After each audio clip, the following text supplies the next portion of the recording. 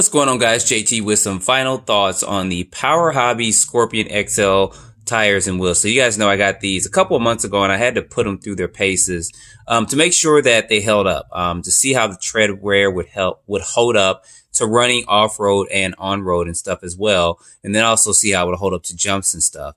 Now, the first thing is that these are bigger than the standard X-Max tires and wheels. You guys see, of course, the X-Max tires and wheels are going to be here on your right, and the new Power Hobby Scorpion XLs are going to be here on your left.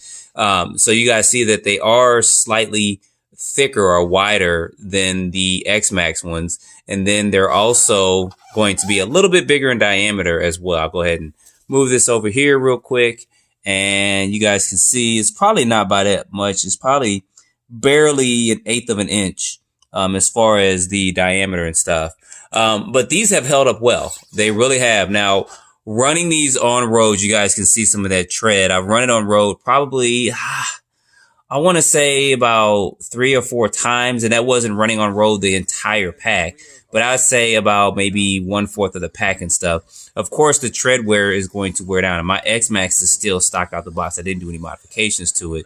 So running on road at about 40 plus miles per hour, you're going to wear the tread down as you would with any other tires and wheels. Now, these are actually brand new here, the ones on my right. So it's kind of hard to compare the tread wear of something that's been ran several times to one that's brand new. If I had my old ones, I would have probably took them off and showed you guys that. But they are going to wear down. The compound is a little bit softer than the stock ones, but that's not a bad thing. I didn't have any ballooning or anything, excuse me, with these tires and wheels, or with these tires and with this tire compound. So, and it's actually gave me good traction.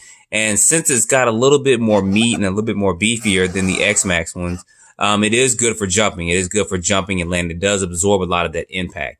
Now, with the stock steering servo that comes in the X-Max, you want to be a little leery with that. I only say that because I did strip my stock servo out. Now, I was jumping up in the air and landing, you know, turning on the left and right, and it did strip my stock servo out. And I did have these on there, so it probably would have happened with these stock ones on there as well. I'm not 100% sure, but it might have happened with those as well. But since these are a little bit beefier, bigger, and larger, and they weigh a little bit more than the stock ones, you possibly might strip your stock spur or your stock servo. I can't get my tongue straight today.